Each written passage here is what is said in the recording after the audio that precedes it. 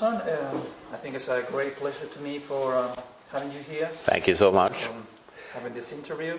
So we'll try to be brief because we don't have too much time. Okay. So, I don't want to introduce myself, so I think I will give you this question and you will answer yourself, okay? So, who is Dr. Olle Johansson? Please could you tell me about your background in electromagnetic field research? Okay, I work at the Karolinska Institute in Stockholm, Sweden, where I had the so-called experimental dermatology unit, and I'm a neuroscientist, so I know a little bit about the brain and spinal cord and peripheral nervous system. And after my dissertation, I became more and more interested in human beings and in their skin and other peripheral tissues. And then I came across people that claimed that they had skin problems when they sat in front of the new personal computer screens.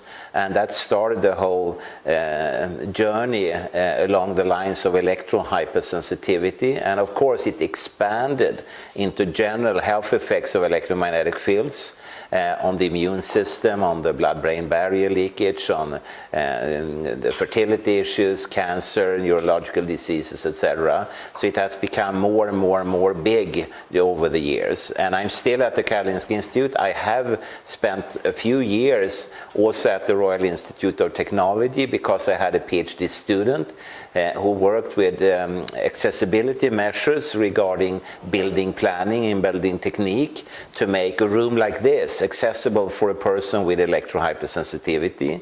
And she presented a very thick doctoral thesis actually. So that was the reason I was employed there for a few years. I see.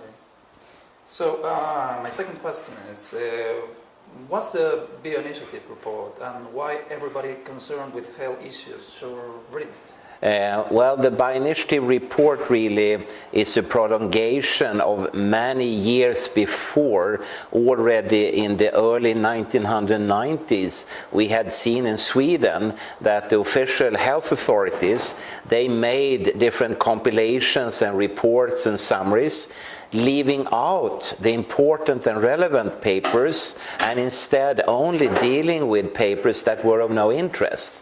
And I felt personally, and other scientists in the world also did that, but we needed to sit down and make a more complete, or should we say 100% complete overview. And during a meeting in Italy in 2006, we decided that we had to do the work.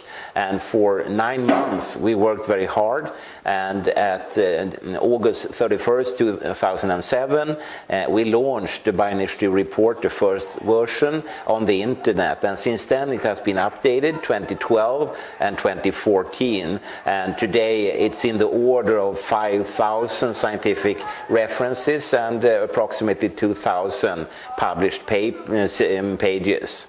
Parts of it has also been peer review based, published in a special issue of a journal called Pathophysiology in 2009 to meet criticism that the Bioinitiative report is not scientifically published in the correct way, but it is actually, and including my own chapter, it's in this special issue.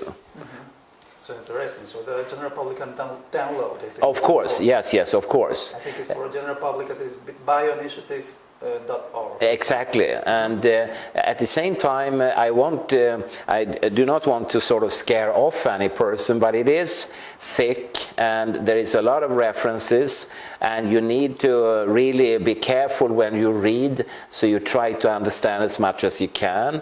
And if people would like to have a, should we say, a short summary of 8-9 pages, there is a statement from 2010 published in the same journal actually, and that can also be downloaded, or I could send it to people if they are interested. Okay, perfect. So my third question is, talking again about this report, several cell towers studies have found bioeffects in the range of 30 to 500 microwatts per square meter, which is a normal reading in major cities. Does it mean we are foreseeing a pandemic of enormous proportions? I do hope we do not foresee any such pandemic, but the chances and risks are definitely there, and there are already very scary signs when it comes, for instance, to learning abilities, to short-term memory, to sleep patterns, to immune reactions, fertility issues, etc., among human beings, as well as impacts on insects, plants, other animals. And hopefully it will not develop into something bigger than that, but it's big already. Mm-hmm. That's scary, I should Oh, say. it's scary. Yeah. And I mean, there could be a lot of other confounding factors. I don't say that the electromagnetic fields are the only ones causing this, but in laboratory experiments where you can control for all other factors, it's enough with the electromagnetic fields at the human exposure level to develop very, very scary effects. Mm-hmm. Awesome. Okay. My next question is, how can parents effectively protect their children from electromagnetic fields exposure? Do you have any practical recommendation or tip for avoiding this exposure? Yeah, I mean, to begin with, it is not very easy to do that, but to begin with, naturally you can stop buying and using all these gadgets, and also when you send your children to school, you should then tell the school that they have to stop using any wireless systems and instead use wired shielded cabling. And of course the information they will get to their computers will be exactly the same. And also more and more, like in Scandinavia, but also in other countries all over the world, the notion is growing that these tablets and mobile phones and computers, they are not the answer to all the pedagogic questions. And when people want to make a new Albert Einstein out of their children or a new William Shakespeare, then they need something else, namely adult parental guidance, not gadgets as such, you know. It's a little bit like when I meet people that are, as my wife and I are, we are very interested in amateur gardening, and people look at our garden and say, oh, what kind of a rake and what kind of a lawnmower and so on did you use? No, we used our brain. Mm-hmm. I mean, all these things, they don't create a garden. It's only the gardener's brain which will do it, you know. I think it's the best guidance you can give to parents. Of course, yeah. And parents shouldn't be so afraid. In Sweden and Scandinavia, and also in other countries, I know that we have these special schools like Reggio Emilia, Montessori, and Waldorfsteiner schools, which often do not use gadgets like this, and still these children mature actually better on average than children from other schools. So even if you don't give your child all these electromagnetic exposure sources, they will still mature, become adults, and learn a lot, you know. And I just saw yesterday evening when I came back to the hotel, I saw that the very famous Hollywood actress Kate Winslet, she doesn't allow her children to use all these computers and tablets and so on because, quote, she wants them to live in the real life, end of quote. Interesting. 2 days ago you told me of several scientists once committed to alerting the general public about the dangers of electromagnetic radiation technologies, which now are reconsidering their views regarding such dangers.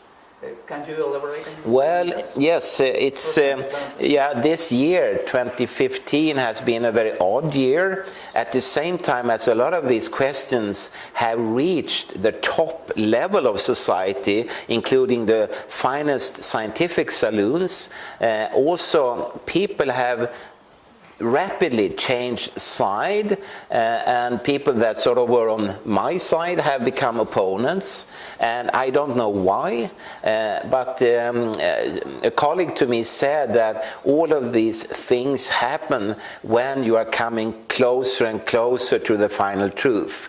Then there is a turmoil in society, you know, and panic. Hopefully we have learned, like from the tobacco scandal, so we do not allow the industry to have any influence on, for instance, politicians. But when I recently was at a meeting in Brussels, I learned that around the European Parliament there are 15,000 lobby offices.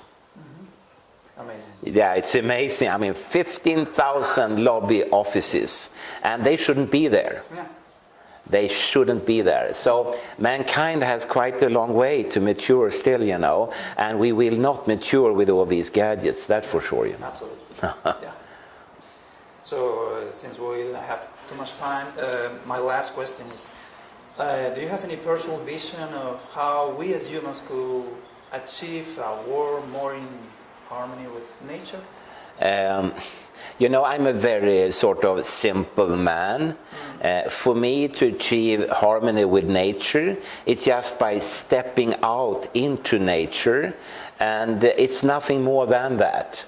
And my wife and I, for instance, we don't use a lot of these gadgets at all.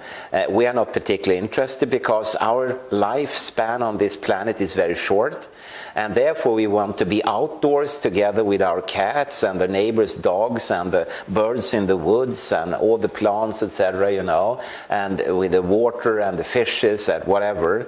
And that's it. I mean, it's nothing peculiar really. And my personal interest, for instance, is very much into compost production, which anyone 50 or 100 years ago was an expert in, of course. And I always smile when I go to the shop to buy, for instance, wine. It says ecological wine. 50 years ago it didn't have to say that because all wines were ecological, all foods were ecological and so on. And now you put a stamp on it and you can charge 10 euros more for that bottle, you know, because, oh wow, this is so good, this is natural. And it's of course fooling the consumers. And I think the consumers, they have to make up their mind. What kind of a life do they want to have? And I see more and more reactions, especially against stressful life behaviors. People are sick and tired of that. And when I left Sweden, I read that Facebook, which my wife and I have never used, but they are losing a lot of their consumers. People are saying no thank you to Facebook because they feel it's a time loss, complete time loss, you know. So maybe the future will be more bright, and also that people will start to rethink their life's values and also naturally come up with tomorrow's green, human-friendly technology, whatever that will be. But I'm sure while we are talking, there are people, young or old, sitting somewhere thinking a lot and inventing, constructing, manufacturing, selling new gadgets, hopefully better, maybe the same or even worse, we don't know that, but that's the general development of human knowledge. I hope so. Yeah. I think maybe your advice can be just try to live very simple. Yeah, and you know, I have had the fantastic opportunity to meet some of the best kitchen chefs in the world. I remember particularly one guy in Paris. He had won a lot of prizes and stuff like that. And when I met him and we went to his kitchen, which was huge, you know, with a lot of plates and stuff like that, and I said, what kind of tools do you use, you know?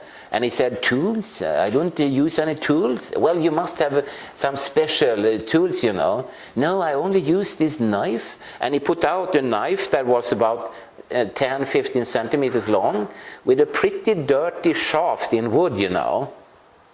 But he had this. Yeah. He had the brain, you know. So he didn't have to hold these shiny things. He could still be the best in the world, you know. So, nice as well. Yeah, it is, yeah. So that's all. Yeah. Thanks again for thank you so much. Yeah. God bless you. Oh, thank you. Yeah, tack så mycket.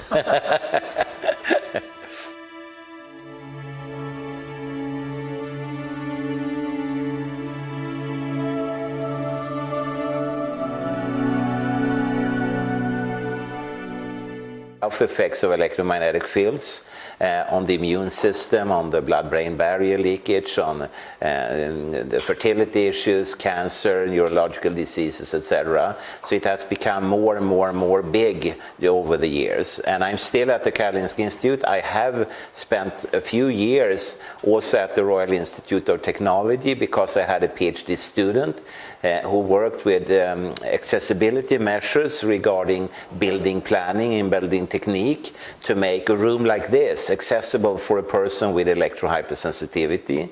And she presented a very thick doctoral thesis actually. So that was the reason I was employed there for a few years. I see. So my second question is, what's the Bioinitiative report and why everybody concerned with health issues should read it? Well, the Bioinitiative report really is a prolongation of many years before. Already in the early 1990s, we had seen in Sweden that the having this interview, so we'll try to be brief because we don't have too much time. Okay. So, I don't want to introduce myself, so I think I will give you this question and you will answer yourself, okay? So, who is Dr. Olle Johansson? Please, could you tell me about your background in electromagnetic field research? Okay, I work at the Karolinska Institute in Stockholm, Sweden, where I had the so-called experimental dermatology unit, and I'm a